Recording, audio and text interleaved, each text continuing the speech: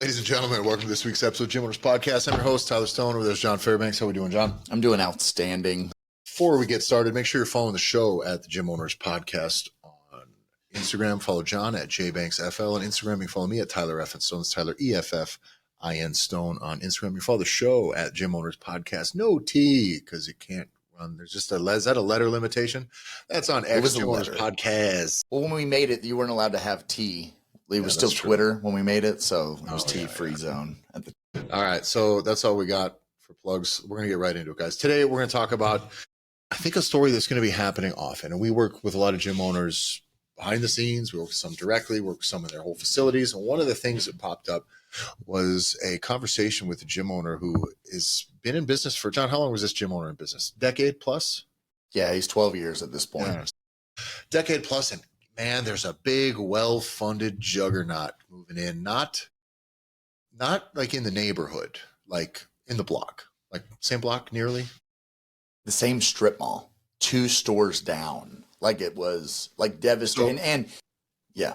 So for us for the sake of not like painting this thing too much into one specific like type of fitness, I just want you to do the little thought exercise. Like, what is the thing that you do as a gym? What are you known for? What would be your like biggest fear as far as like a national chain, a big national, or just simply a big national brand coming in, well-funded, star power behind it, tons of marketing, huge facility, nice. They just got all the stuff that's not bootstrapped. If you're one that built your shit from the ground up, like what is that to you? Okay. And I want you to apply that to the rest of the conversation we're going to have here. Right. So what we're going to go through with this episode is we went through with this gym owner, kind of like this full thought exercise is like for everybody else out there who's maybe fortunate to not have been in this situation yet. What the fuck are you going to do if it happens? Like, what do you do? Because you can't stop. And if you stop them from showing up, somebody else is going to. Like, it's just, if the market has been assessed, the need is there, then I'm guessing that, by the way, these things don't just pop up for no reason. Mm-hmm. There's some fucking fish in that water and someone's going to come casting a net around. So it is what it is. So what can we do to, once this is starting, not before knowing, this is once you realize this is going to happen. Okay. This is how you can protect yourself from this.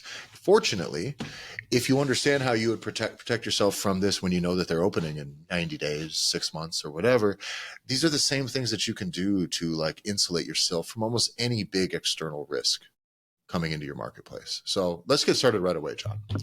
We have, John, how many numbers? Did you fix the numbers? I did not fix the numbers. All right. We have a certain amount of numbers. It's from 1 to 10, but it's likely more like 7 because we've cleaned it up a little bit. First one, and this should be obvious to you guys, but we're going to double down on community and relationships. This is, I think that this is a no-brainer, but my first thoughts immediately when I thought about this was like, lock everybody in immediately to 2-year contracts, raise your prices, panic, start talking trash about the other people, play the little guy, ads as humanly be David possible. And Goliath, but be a really fucking annoying David. Play the victim shit, poor me, all this shit. Like fuck no on all that. We're not doing this. But you do got to get real good at the local thing. And there's a lot of things that you have that they don't have right away. And one of the first things with this is obviously loyalty. You have people you have people that have been doing business with you for a long time. You should have Google reviews. You should have client testimonials. You should have more of that accumulated than these fools are going to have. They're going to outspend you on lots of other things. More people are going to see their brand for that first year than are going to see yours. Almost nothing you can do about that. But you can still, I think, cover a lot of ground by doubling down on what you have and what's local. So many of these things that we're going to cover today are going to like kind of sound the same. So we try to consolidate them all into this. But right now, if you have been fucking around and don't have a ton of Google reviews, that's a problem. Because now you're not going to smell test, or pass the smell test. Someone's going to find your gym, your social media. You post twice a year, 3-4 times a year. Doesn't look like you really do anything. And this other place looks like they really want people to come do business with them. Their facility looks really nice. It looks really clean.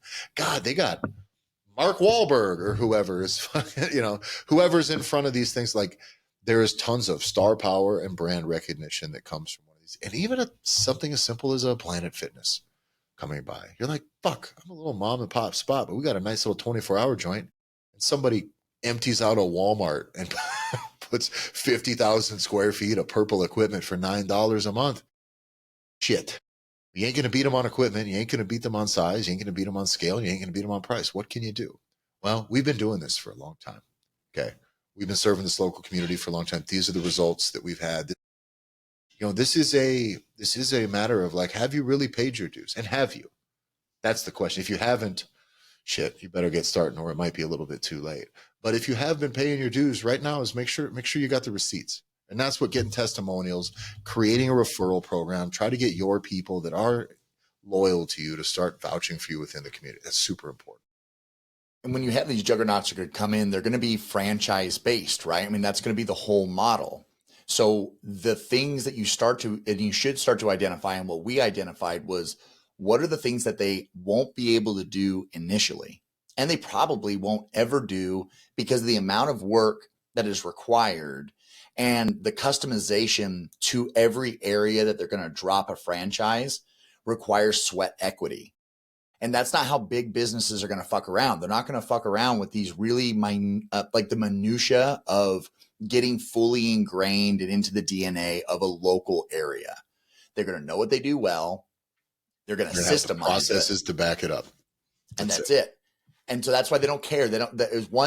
For them, it's a business decision. They're going to check a bunch of boxes that is demographic, the average cost of the household in the area, the median income of every one of those households. Like, those are going to be the things that they're worried about, because it's just going to be simple math where they're going to then set up and then they're going to run the machine. So there's going to be blind spots that will always be the place that you can plant your flag. The problem is, if you get distracted and trying to go toe to toe with them on what they choose to do, you will get crushed. So we have to be able to focus on those other things and then maximize those potential every step of the way. And I think your staff is a big starting point. If you have staff, if it's obviously, a lot of this is going to depend on the specific type of fitness business that you're running, if you're listening to this, but your staff is a big deal, because your staff exists in this community, has existed in this community for a long time. They have jobs. They're working with you. They've worked with clients. They should have a good reputation. If you haven't been dropping the ball and letting these people just run the roost themselves, hopefully you got good people marketing themselves, marketing your business, growing a system within your system of attracting new clients, because your staff should be attractors on their own of new people. People should want to work with your people. Your gym's a great gym. That's cool. But your people, this is a personality driven business. I'm sorry, like, the progress that comes from this, it's not processes. Processes are important. It's a thing that you personality driven gym owners tend to fuck up on a lot, is you go, I'm just a cool fucking dude, and I just show up. All right. We got to do a little better than that. Though you can't just be super likable and be a good coach that just doesn't do anything. So you are going to have to shore up your shit, because you cannot be dropping the ball on things now. But you have something that they're not going to have. They're going to have to poach coaches, which means likely there's going to be some weird reputational fucking hits that are taken. Or they're going to have no coaches, which is going to be an absolutely unstaffed, unguided, no expertise, slow labor type business. So you're always going to have the edge there, but you're not going to have that edge if you don't fucking talk about it. And that's an important thing. Like, but when I say talk, you can be these things. But a lot of this is still going to fall back on messaging, marketing, organic social media, your networking, a lot of this stuff. Quicker other opportunities, athlete scholarships, local schools, leagues, partnerships, fundraising, corporate wellness is a great opportunity for you to get into, because you've been around for a while. You should already have connections and a network that has its fingers deep into all of this stuff in your community. This place is going to drop in and hopefully try to seek that, but they're new. So most people, I think, are going to be inclined to do business with somebody who's been around for a long time, other than just handing a corporate wellness idea over to just some new shiny building that got put up. And these things should be, as we go over these, they've got to be checking boxes that are in your mind of like, I've thought about that. Or I thought about that a couple years ago and I made some progress, but I think I let it die on the vine. This is the stimulus, right? If a big bad baddie is showing up on your block, this needs to be kind of the kick in the ass to say, I now need to take action on some of those pieces. And just like you said, Tyler, if we're talking about like your actual staff and then leveraging their relationships within the community as well, you're going to need time as a gym owner. If you're the one that built this baby and you're 10 years plus and you're in a community, you you have to be the one that's going to go and then build those relationships. You're not outsourcing that to a coach to go and talk to businesses about a corporate wellness program or to go and network with local networking groups. It's you. And this is the tricky spot a lot of you are going to be in. If you've built the entire reputation of the gym off of your back, your coaching style, your expertise, you are going to die along with your gym, because that means you are not going and doing the things that no one else can do in your gym except for you when it comes to networking and growing those connections, because you're stuck doing the doing when you really need to start outsourcing it. And on the networking side, especially on the community side of this, is make sure partner with as many local charitable organizations as you possibly can. Okay. There's plenty of ways around this: chamber, Rotary, lodges, social clubs, whatever this is, but there's plenty of other opportunities for fundraising. People, not just for you. This is, let's go twofold. I don't want to get too deep into this, but I was just working with a gym owner the other day. Okay, we're good. This is, if you're watching, I just had a booger. If you're listening, you didn't need to hear that. But I was just with a gym owner the other day, and we went to this, not really sure what it was. They kind of wanted to talk about a thing and maybe present. And so I went a little bit further into the conversation with this organization, and they're like, well, we raise funds for like youth in the community, and we'd like to find ways to make sure that like kids who think they might, you think bullying is a good reason for people to join kids to get fit and do martial arts at a young age. We would love to help kids that can't afford that. Let's put some money together, because we raise the money, we got to give it somewhere. And it's actually perfect. It's match made in heaven, right? Because for the gym owner, I don't have to act like a nonprofit. I don't have to raise funds. Oh, you just want me to accept money? Yes, we'll do this. I'll show up. I'll speak. I'll just give my pitch, and you're going to pay for the people who want it? Perfect. Home run. It's a home run. Okay. Those are the types of things you should be doing a lot of, but it's important that you know not to just take on that. You cannot just receive. So we had two different organizations come up to us, essentially offering that stuff. Like, hey, we're going to do kid stuff. You want to do an event? We'd like to open it up to the community, young kids. We'll pay you. You host a couple-day camp or whatever. And I mean, we'll probably throw in a free month's membership for anyone who attends, honestly, because of the money they pay for the event, and just get a bunch of new bodies and expose a bunch of people to this. And I think that's super. But then so it was opportunity on opportunity for us. And I said, pulled the gym owner aside. I said, we need to make sure that we're assisting in their fundraising however we can. Now, you're a gym owner. Not all your stuff is scalable, right? I mean, most of what I'm doing right now is personal training, scalable online coaching, right? But if you have a gym, you have a membership product, a group class, martial arts, any specific program that you're running that doesn't require you to work more hours and isn't going to fuck up your product if you get 2 new people in this week that to come try it for a month. Mm-hmm. Why aren't you giving away your scalable product? Anything that's zero labor, that shit, you should give away 2 1-month memberships for every single fucking fundraiser that ever comes across your town. You should go out and ask, you should go offer. The people in these organizations, this is where I had this realization.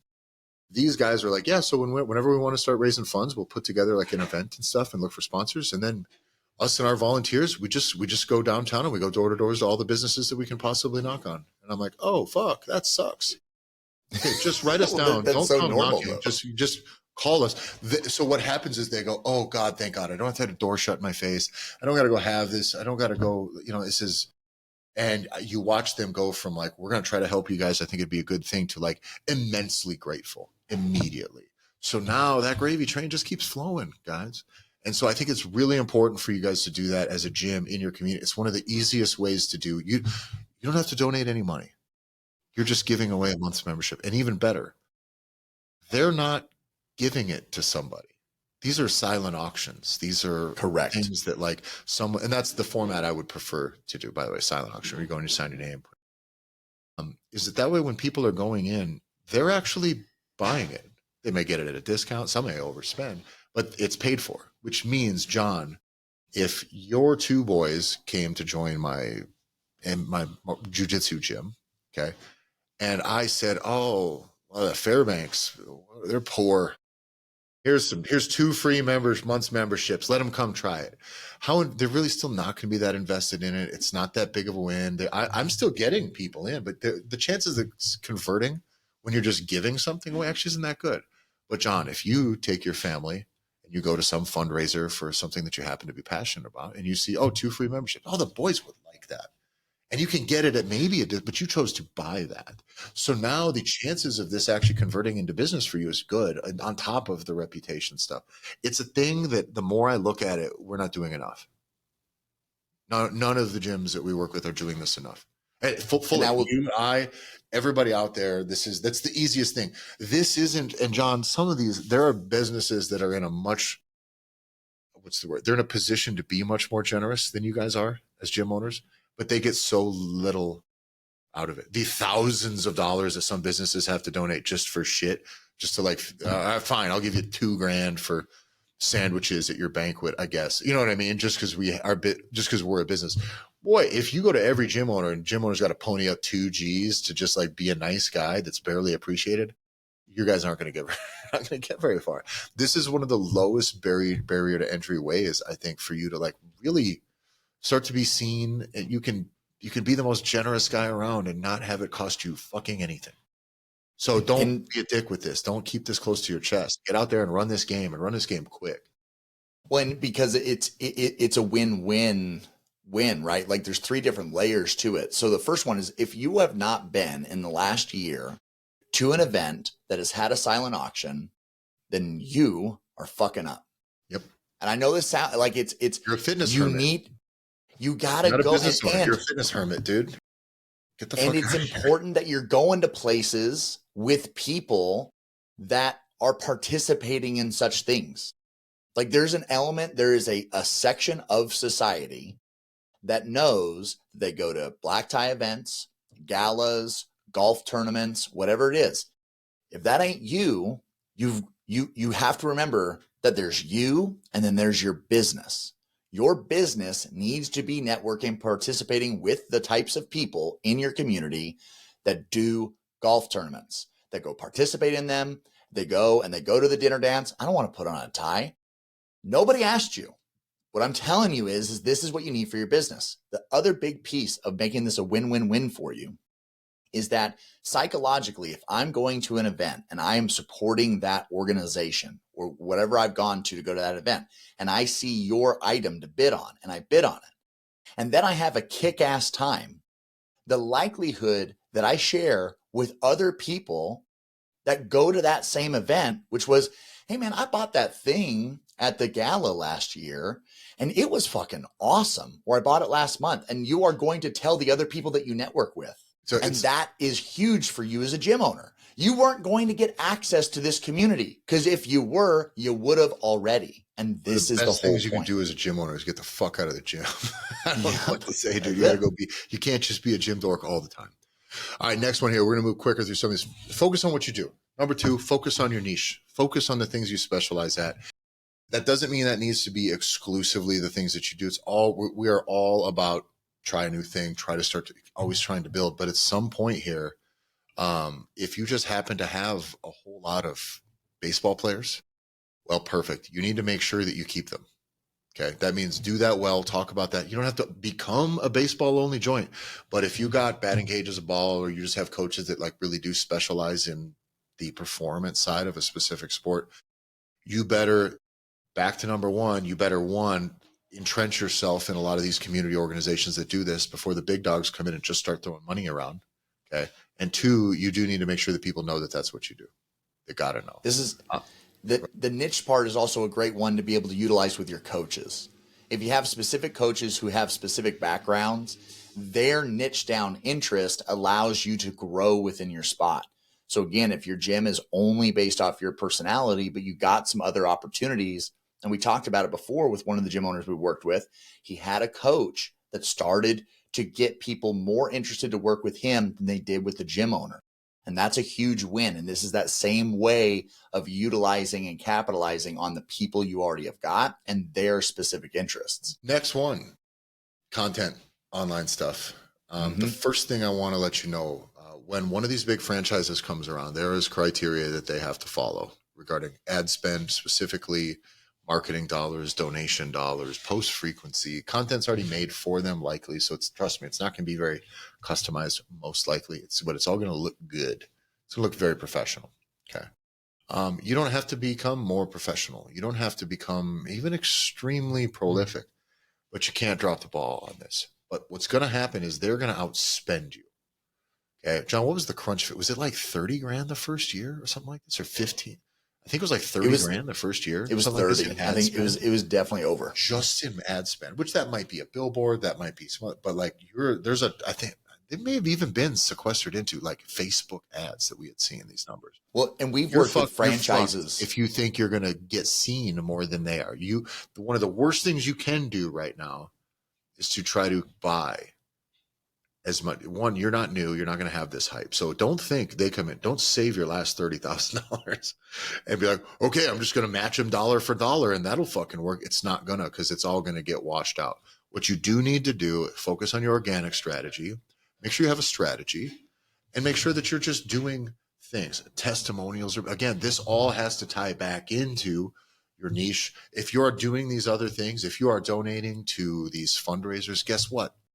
Tell people, hey, we're happy to help raise funds, go to there.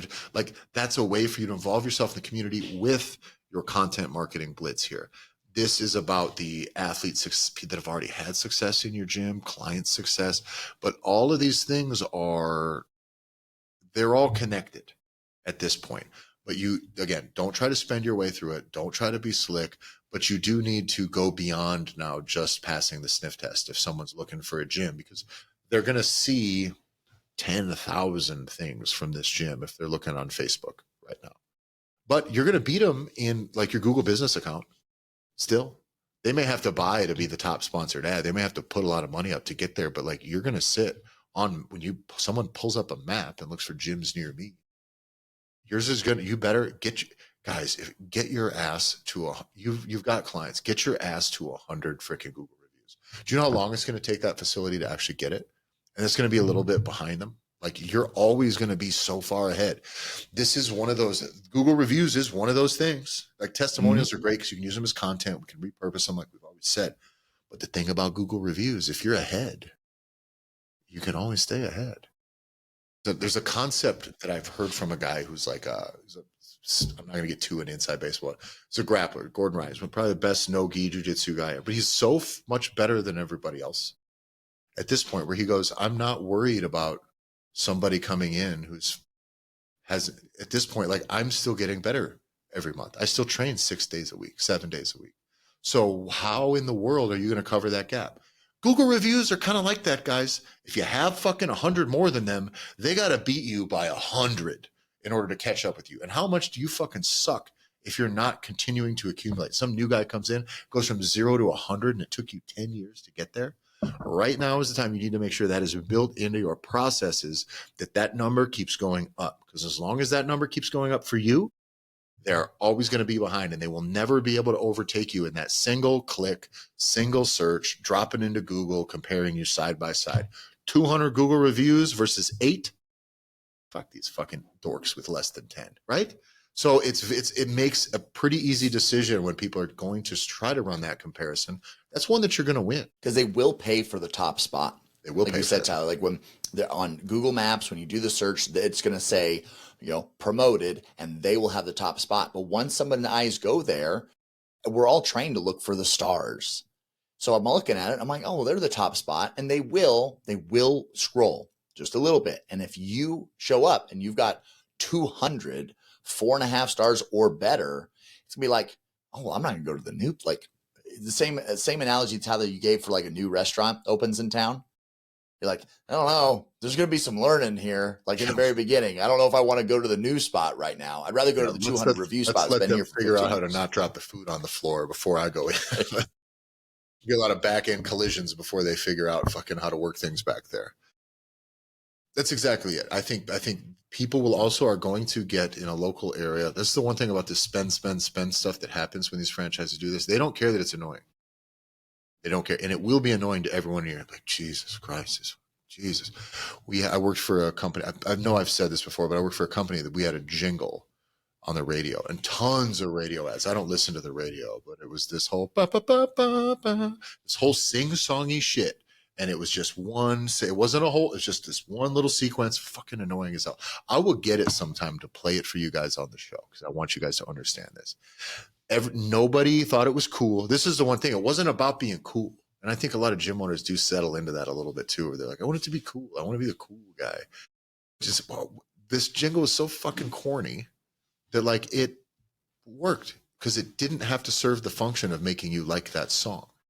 You knew the name of the thing, of the business, kind of what they did, what they were for. You knew where they were from because it was local. You heard it on the radio. And that shit just rotted in your brain forever and ever and ever. It's absolute mind control, first off.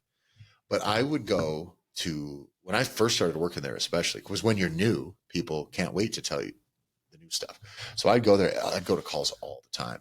People are like, I fucking hate that shit on the radio. I fucking hate it. You called us. Well, yeah. I mean, when I needed something, that was the first thing in my mind. And there's something to be said for that's what they're going for. And you may think it's corny that every person is seeing, Jesus Christ, 40 ads a day from them. You know what I mean? It's just every other post on Facebook. It's shiny and soulless. And it's all the things that like us gym hipsters want to be, angry about. But like, it's going to crush. It's going to absolutely crush for the purpose that it's serving.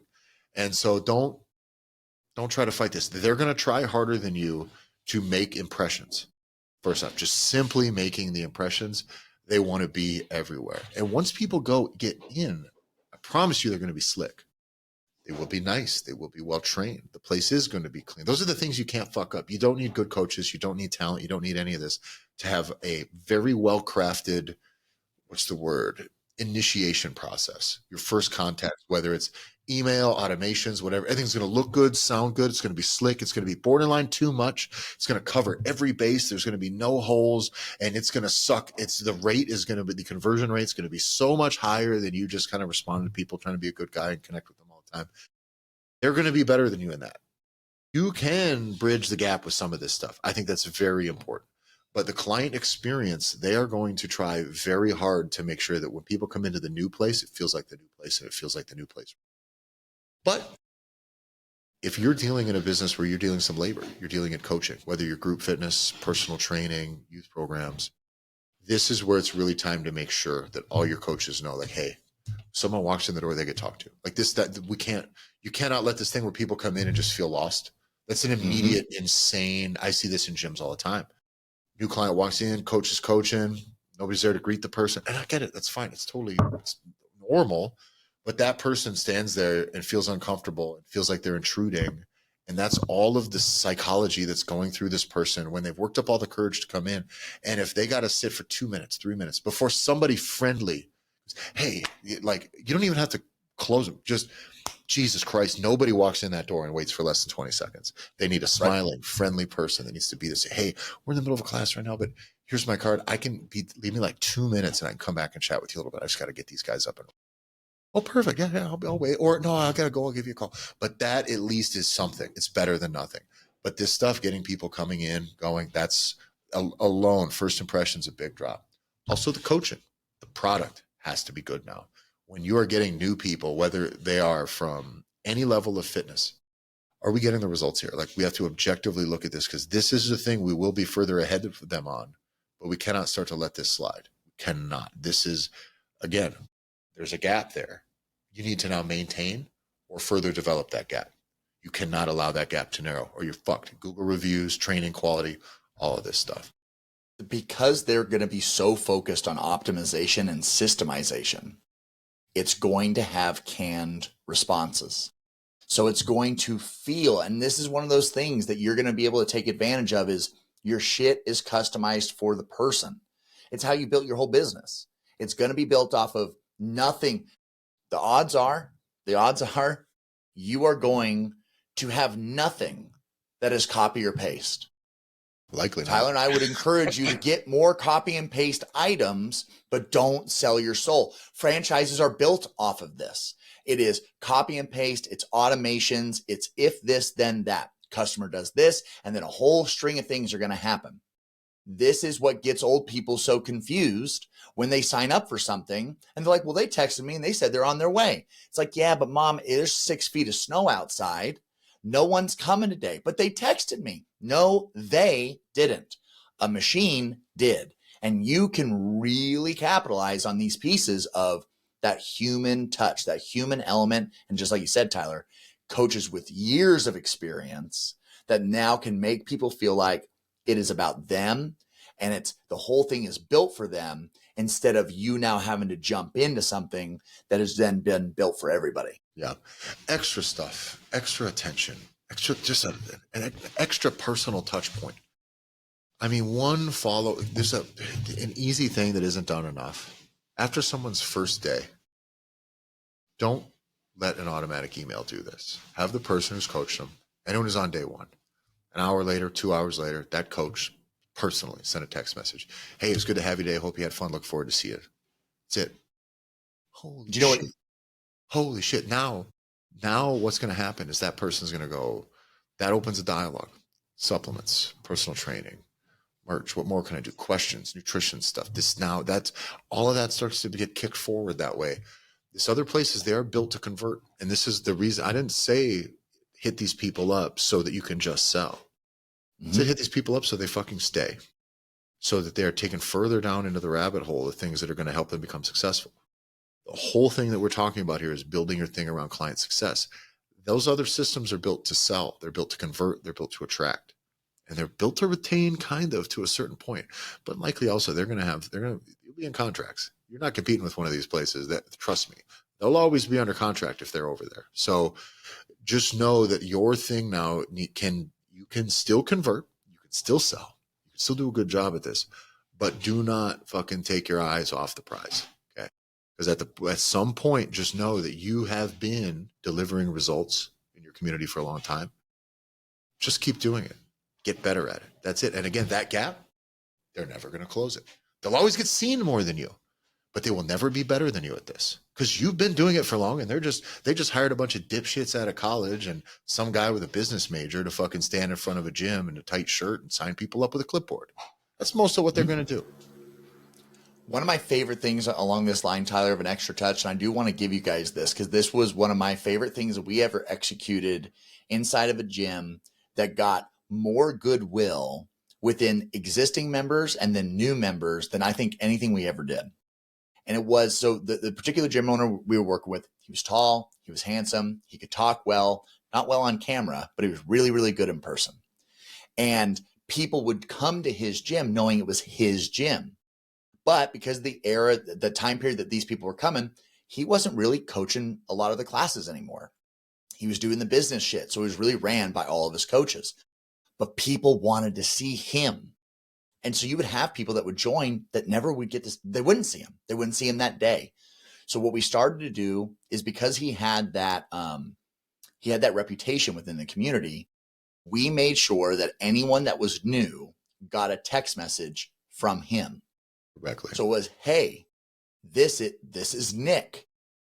So glad to have you part of the community. I wanted to reach out and say hello, save my number so you have it.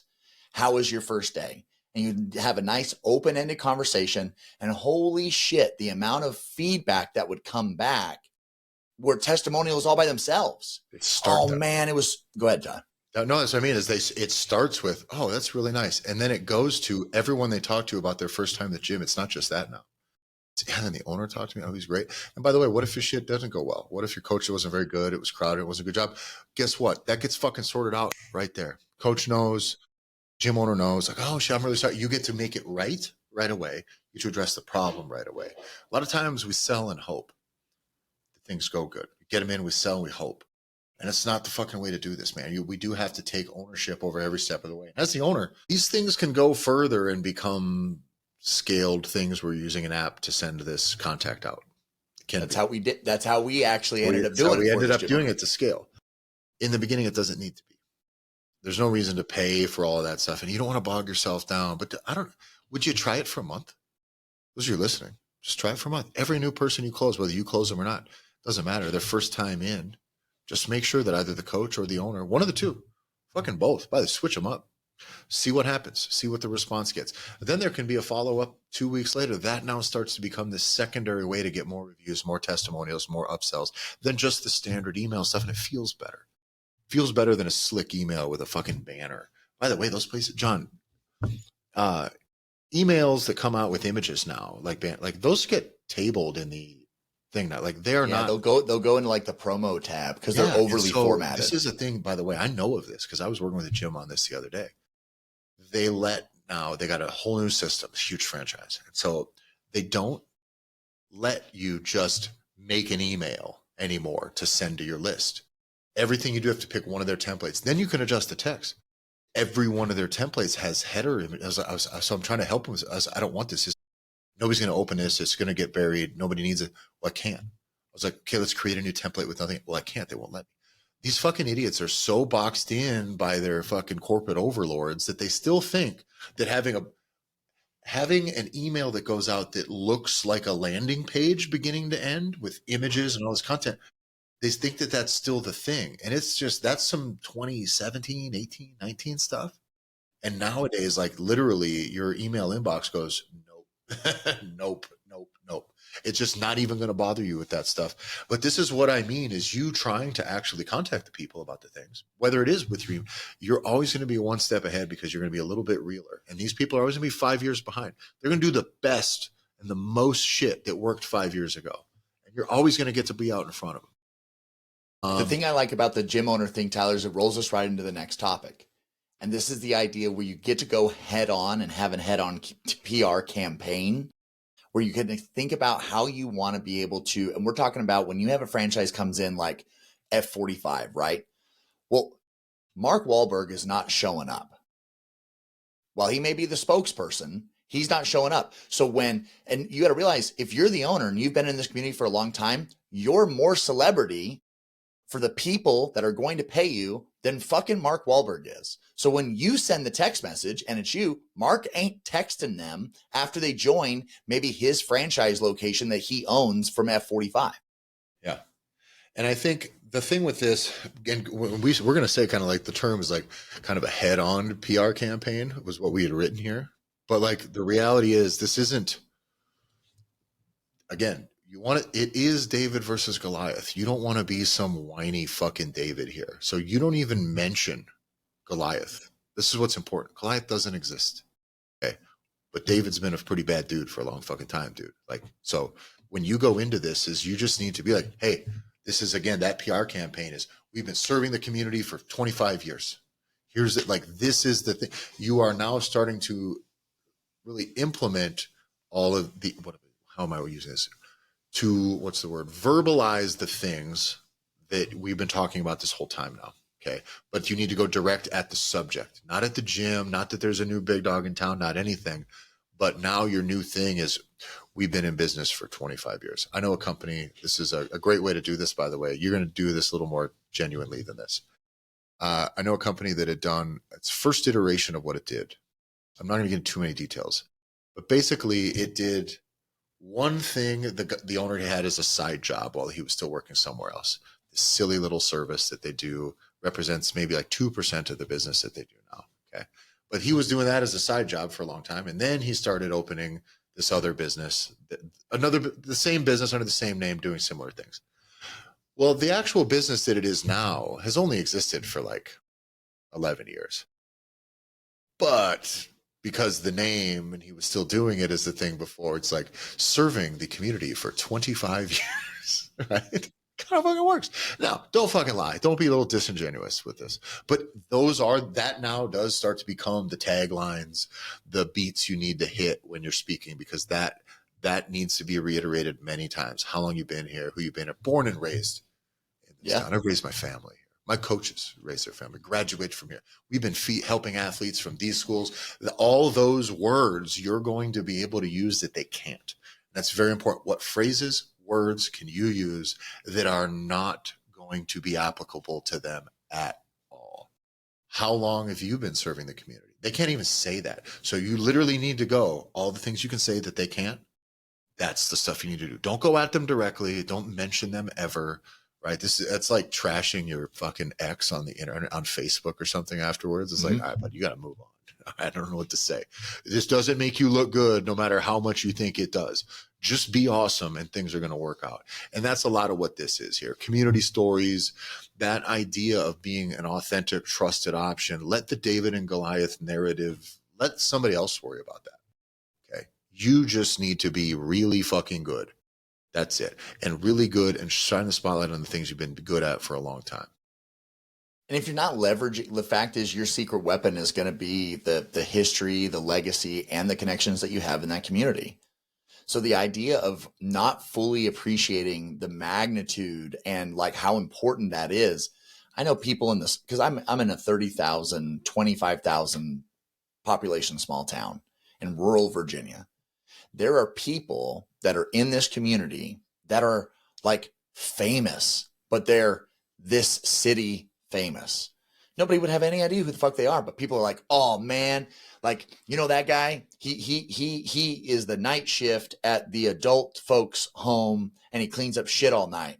Legend. But man, he was one hell of a running back. Like he holds all the state records. He'd be like, okay, well, cool. I know I'm new, but like I need to know him apparently. And it's like, but guess what? Your ability to say, hey, we train this guy. He's our guy. Yeah. The next two here, the next one, continuously improve. Okay.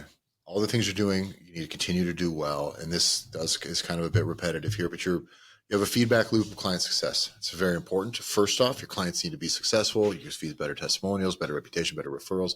But also you need to find feedback now. If you don't have a client feedback mechanism, much like the owner touching base, coach is touching base with clients early on. If there isn't touch points where someone can feel comfortable enough to talk to somebody or tell somebody if something was awesome or if something was not great, whatever, like your business can run adrift for a really long time. And at some point it's going to end up in the rocks. Okay. So this is not the time to like just hope that things are going good for new clients when they come in, or hope that things are going good for people that are already doing business with you. You need to actively seek out the feedback, because if there's dissatisfaction, a new place popping up, all of your currently least satisfied people, it's going to scrape all them off right away, because they're just, a lot of times people who don't like dealing with you, they just don't have anywhere else to go. They're not going to give up on fitness. And you're just the evil that they know, the devil they know. But once something cooler comes by, they're gone. You may lose them no matter what. But don't start kicking more people down into that category by doing a shitty job and letting it slide. That's super important. Same thing with staff. Continuing education, start to build careers. Those places, I have yet to see a franchise gym, literally, John, of you that is developing career trainers. Zero.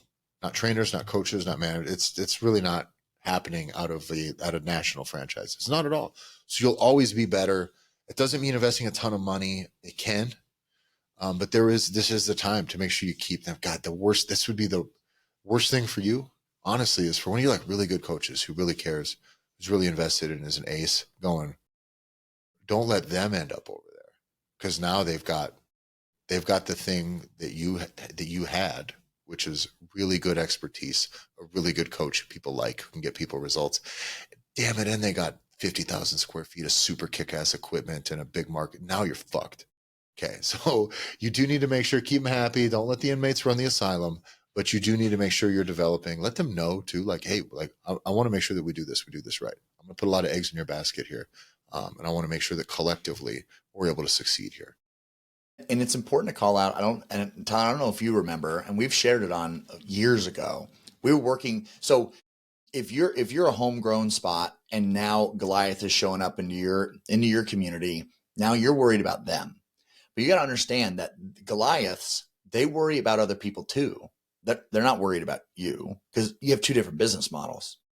But they got five. By the way, they got five. They can lose money for 5 years.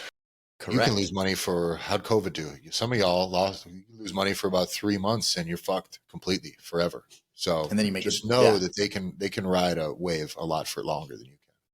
Well, we were working with an Anytime Fitness franchise owner, and we were working with them, and the most devastating thing happened that had nothing to do with fitness, but he lost every single one of his coaches, which in that model is also personal trainers. What opened was a 1 million square foot Amazon distribution center, 15 minutes down the road. And exactly. He lost every single coach because the hourly wage was $10 more per hour. So those guys that were like, as far as they were concerned, oh, these are our guys. Like, these are our fitness aces. They're great personal trainers. They're great, whatever. Those dudes left for $10 more an hour to go scan fucking boxes and like borderline piss themselves as they run. Yeah, like sweet.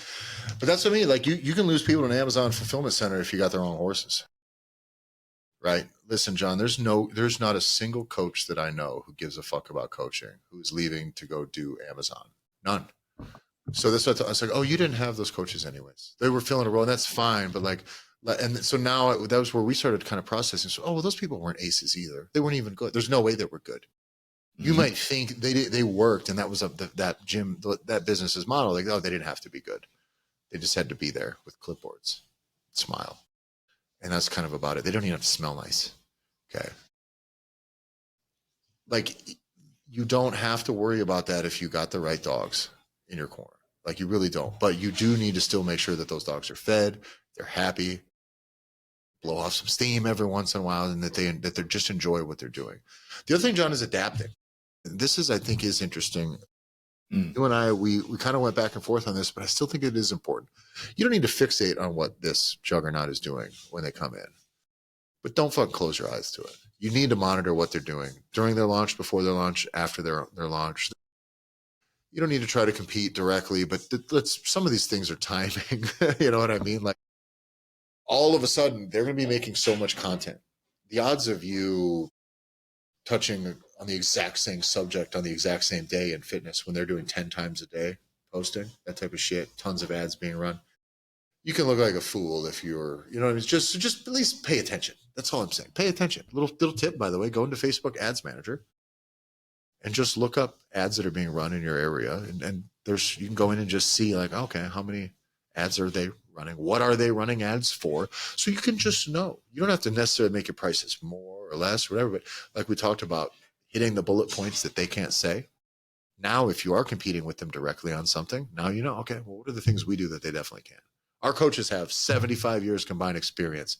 Come to our program here. And they just can't say that. So then when somebody does come in and is asking, well, what's the difference between you and here? I was like, did you see? So our coach has been coaching for a long time. They just got some dipshit 20-year-old trying to make his way through college. Seems like a nice kid, but he's not strong nor fit. Maybe don't say that. That's me being. That's Tyler. I would, but I'm Tyler's style. Yeah, you got to be pretty huge before you start dropping that shit on the general population. The one thing I don't want it to be lost on for everybody that's listening is this idea where it's, if you try and play the game that they're going to play, they will crush you. And I know we've talked about it a couple of times, but this is where you can get lured into, well, we need fancier photos, or we need to start running ads more. You're probably going to be able to afford, let's say you go really hard in the paint and you can spend $50 a day for a month and burn through your cash. You're going to spend $500 a day. So you're going to have really put a real solid college try into it.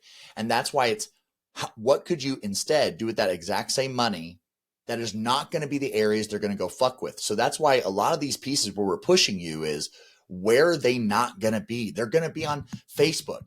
Fuck Facebook, dude. Like, keep your organic strategy going, but don't put all your eggs in that goddamn basket, because they're going to. That's going to be their model because it's the most scalable. You know what you can do, by the way, on Facebook with this, by the way, this free events now. Use events now, because guess what? There's only so much shit going on in your community this weekend. What are you doing?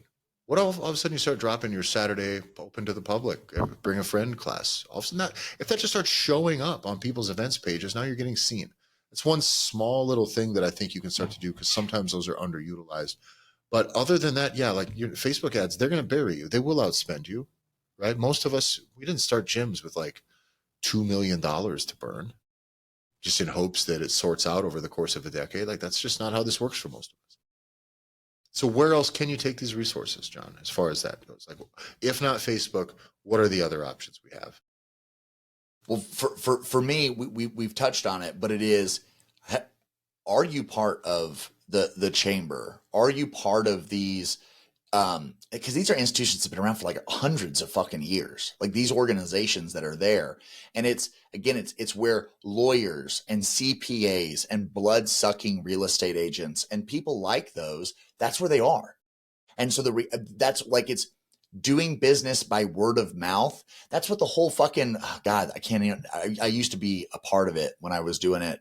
And it was like the fucking like World Business Association bullshit. And you had to have so many referrals every single week because it was seat specific. Only one lawyer was allowed in the room. And if you didn't bring in enough referrals, they'd kick you out. And I cannot remember the fuck what it was called, but it was awful. But the whole point, right? The premise is that you are actively saying, hey, Tyler, I know you're a personal trainer and I handle fucking, I'm doing mortgages. I've got 3 referrals for you this week. Here you go, brother. And you put them down. Like that was the whole purpose of the thing. So it gets bastardized because that's always what happens. They become network pyramid schemes, basically. But it's exactly what it is. But if you're not participating at all, it's like this isn't a pyramid scheme to go to somebody that's in Des Moines. This is now you in your community and building trust with some people. So that's where it is. That's where for me, money. And then Tyler, we've touched on this a whole bunch, especially if it fits within the niche of your gym. And in the example I'm thinking of, it's like, if I deal with youth, I want to make sure that I'm sponsoring a baseball team, a soccer team. I want to be putting money towards that. I want to take a coach who loves basketball and I want to pay him his normal hourly rate to go coach with my sponsorship on the back of his shirt. He's going to coach a bunch of 9-year-olds and we're going to host the after school party, after season party at my spot. You can do so ejected much from every single game. People are going to talk. That's the whole idea. No, you're exactly right. I want to touch on one thing here, what not to do. This is all going to boil down to one singular concept. Okay. Don't panic. Don't freak out. Don't turn this into fucking scarcity brain. A lot of this stuff we're talking about is fear, them versus us, David versus Goliath. That's us framing this in an adversarial way. What we did a lot of on this episode was talk about the things you do well and the impact you have had. Again, 74% of the American population, overweight, obese. Are 74% of the people in your town signed up at a gym? Either your place or the next? Likely not. Likely not. So continue to help your community get fitter, get healthier, get better, grow, attract more people. Until the day that 100% of the people that are candidates for fucking gym memberships in your area or personal training, until 100% of those people are shacked up with some other gym that's not yours, there's more than enough opportunity for someone to get out there and connect with them and make that work. So a lot of the stuff when we start talking about this us versus them strategy shit, don't devolve completely down into scarcity brain. That shit will make you stupid. It'll make you scared. It'll make you angry. It'll make you freak out when people cancel on you. It's going to make you feel like the wheels are coming off. It makes bad things generate even worse momentum. Don't allow those things to snowball. Have confidence that you are good and then fucking just do it. Just be fucking awesome and continue to sell. That's it. You can sell just like they can. They're going to spend more up front. They're going to stack more leads in, but just know the people that get in with you, like if you're good at this, like they're going to fucking be fine. So just continue to do that. Okay, you're not running out of people, and that's important. There's plenty of people, and this is the thing I want to touch on. Do not get into scarcity brain because these people are not commodities. Okay, they're going to come in and try to commoditize the population of your area. We got 6 leads. I sold 3 of them, and then we're going to rip 2 of them off, and then let them play those games. Those are people. Those aren't fucking numbers. Okay, So let's just be don't have to be completely above it, but you do need to think that through. Be like, I am trying to make a real difference. And that doesn't mean that we're all competing over the same 10% of the people in this town that want to have a gym membership. I need this pie to 10x so that 5 more of these fucking giant dickheads can come in here and at least throw some real estate money around and do whatever they want to do for 10 years until they decide to take their money elsewhere or God knows what, or maybe everybody does a great job. But know that you'll be able to do just fine as long as you continue to grow that pie. It sucks because you may be growing that pie and in the kick around of somebody's lifetime fitness journey, right?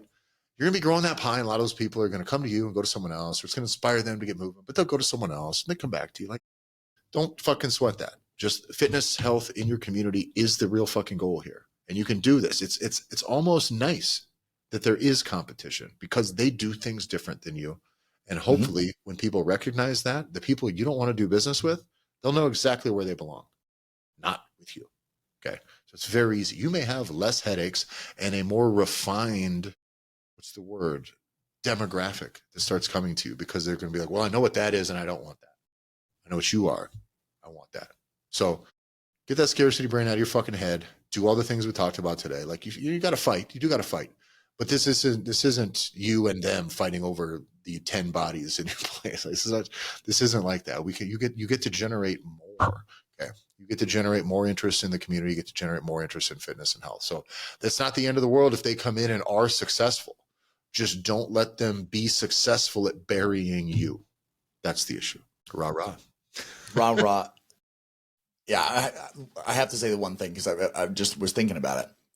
What's nice about a lot of these franchises, Tyler, is they're going to come in, they're going to be bottom feeders. Yes. They're going to pick up your lowest part of your population that are only looking for $10 to $35 to $40 a month memberships. So they're going to scrape that area, and they may be so flashy and so aggressive through TV ads, radio ads, whoever their celebrity is. Now it's going to be his fucking voice and his face doing it. And people that have not gotten off the couch, they will. Awesome. Because what they've just done is they've just kickstarted a bunch of people that didn't have memberships before. Because they've already assessed all the options they currently had. Sometimes a new thing is just enough to shake up some dust. And they've just started their personal fitness journey, which for me, I hope your pricing and the opportunities you put in front of people, we call them the offer stack, the offers that you have for people to be successful. You don't just have one thing because your competitor's going to pretty much have one thing. And you get to have where they're going to upgraded experience that you offer. Yeah. So now you can pull those people up. We want to be able to have stuff that's available, options that are available that allow these people to double down because guess what? They know that they're going to play a numbers game to pick up as many $40 memberships for 2-year contracts that they can. You're going to pick up, and your average value for every person that does business with you is not going to be $40 over 2 years. It should be hundreds and thousands of dollars over the course of a shorter time period because it's so results focused, so customized to that individual that you are dealing with a different population of people. Well, these people might just be new. They might just be new and naive and whatever, and that's fine. And in their naivety, they may not weigh all the options, and they may just go to this place. It's $11 a month. Yeah, I just can do this. That's okay. It's not their fault. Right. Maybe it's their budget. Maybe they just don't know better. That's okay. John, I go to gyms a lot of time. You know how I can tell someone's new? Just caught the bug. They wear Gymshark clothes. You know how I know someone's not new and that they know what's up? Economics. You know what I mean? You're like, oh, that guy's a real motherfucker. All right, this guy knows this. Oh, this guy lifts. You know what I mean? Like, so there's varying degrees in someone's fitness journey. We had a couple like hard case on the MMA gyms. I won't get too deep, but there was we had a couple guys coming like sign up for their first day, and then they wanted to train, and they were like wanting to spar with people. Like, no, you got to learn some things before we just let you free just fight with people. Then they come in for their first class. These guys are wearing jeans. John, jeans, blue jeans. They smell bad. Work boots. That one shows up the next day for a class that I'm teaching, 40 minutes late to a 1-hour class, and then just interrupts and goes, "Could we just show me something that's like for new people?" I'm like, "Yeah, we could have done that 40 fucking minutes ago, but I'm teaching the people that are here, and you're late." So no, I mean, I was like not giving a fuck, and I was explaining this to one of my clients. So I was like, I can't deal with these fucking people, dude. I can't. These fucking idiots. Like, this is why I do private personal training. It's expensive. And like, this stuff is just kind of helping out with a group. It's fucking maddening to me because it's like, whatever.